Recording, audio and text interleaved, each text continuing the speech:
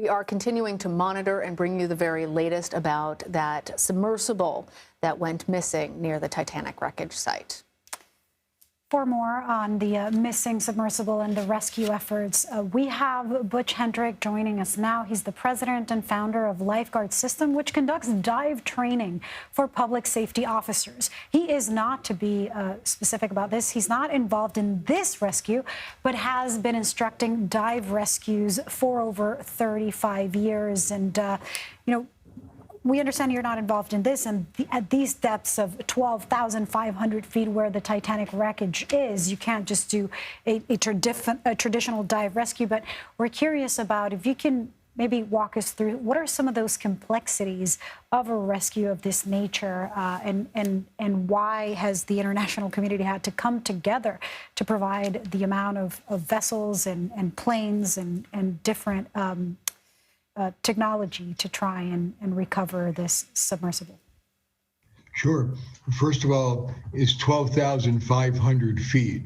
So if you took the atmosphere from here at our surface to 18,000 foot in the sky, right, that's the equivalent of about 15 feet of water. It's 12,500 foot deep. So just the ability to move and have to search everything in between that. Mm-hmm. So now when you start to look at the currents, if there's a huge current flows that move through that part of the world. It can go from 5 to 6 knots to 20. Well, we need to understand that 1 knot of moving water is 100 foot per minute of travel. So if the current was running down the time at 10 or 11 knots, that means it's traveling at 1,000 foot per minute. I mean, that's why we're talking about 10,000 square miles of ocean that are being combed through. Right. Unimaginable size. Exactly, because by the time the Coast Guard was even able to get there, it had already been 15 to 18 hours before they could even arrive, not go operational. Wow. There was a delay in letting them know there was even a problem.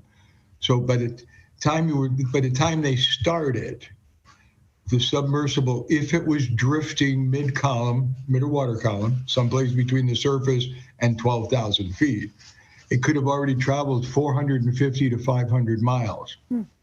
And what you mentioned some of the challenges with that depth of 12,500 feet, the current flows, the darkness, but the pressure in particular is one that I think we should discuss at this moment, because you're experienced as a diver. Anybody who's trained at all in diving knows that pressure is one of the biggest hazards when you start going deeper. At this level, we understand that it was 55,000 pounds of pressure at that depth on this submersible.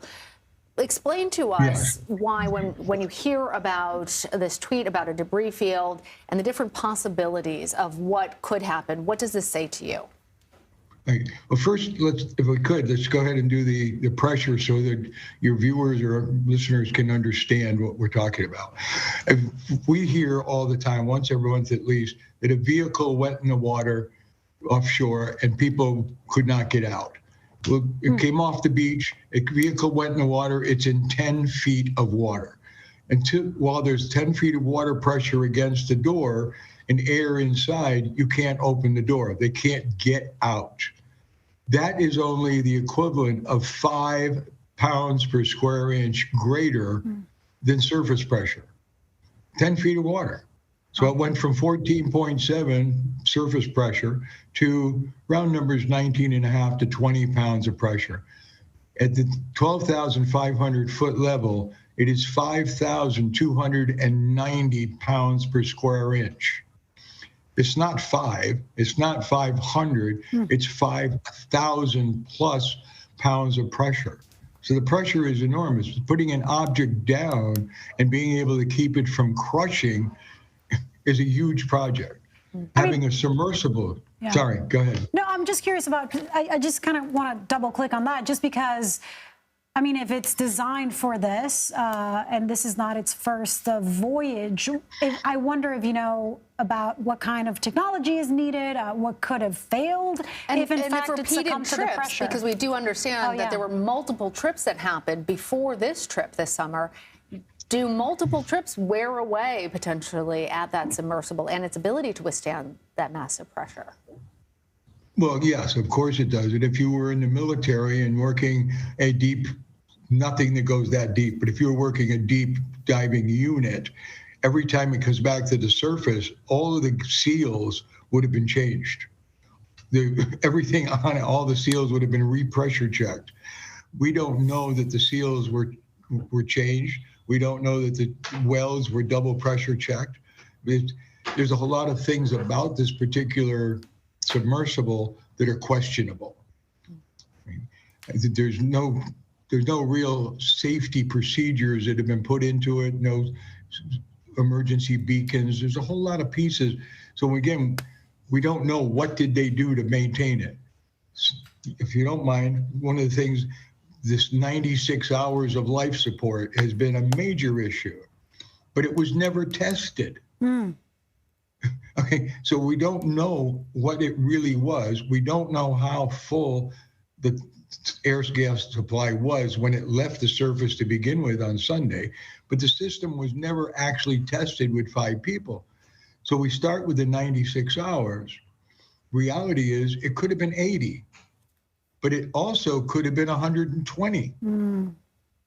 Okay, so when we're cutting it off at the 96-hour window, it's a mathematical equation that somebody said, we got 96 hours of life support. We don't know. It could have been 80 hours, but it could be 120 hours. Does that make sense? Absolutely. I mean, and given those calculations, of course, time is critical.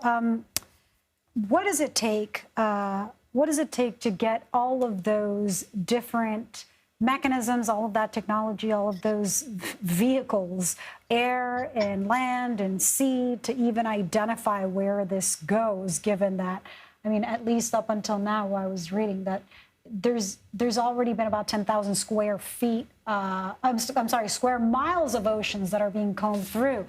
We've heard so many different countries just kind of chipping in and coming in to help. Talk to us about just the effort and what you've witnessed given your experience in diving rescues. This is definitely a massive unified force. The world is coming together. People who have equipment are bringing it in, the French, et cetera, commercial oil companies sending in equipment. There's only a handful of robotic units that can function at this depth. The 2 or 3 of them are here. It's amazing how much coordination there has been. And because of that, having that many people there, they're not going to stop the rescue search portion of this operation in the next 6 hours. They've got way too much energy, way too many people, and they're going to keep, I believe, that they will keep this going for at least the next 4 or 5 days. Then they'll start looking at, okay, if we haven't found it, now we'll start to change. And of course, at 3 o'clock, we may learn more. We expect to learn more from the Coast Guard, exactly to your point, Butch, about whether they have found something that indicates what happened to this submersible.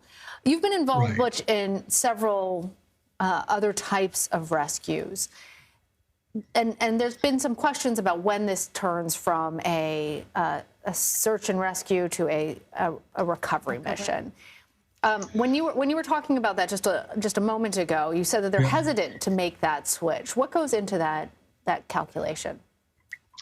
I believe that they are hesitant. I would be hesitant to make the switch if I was in control, because right now, while it's still a possible, let's find this, it's even still possible rescue, energy stays high, morale stays high. The unified force is working together in a direction. Yeah. We're learning how to do new things every minute. We go in with a package that says we have 2,000 skills. You come out of this, we now have 2,500 skills. We had to learn new skills.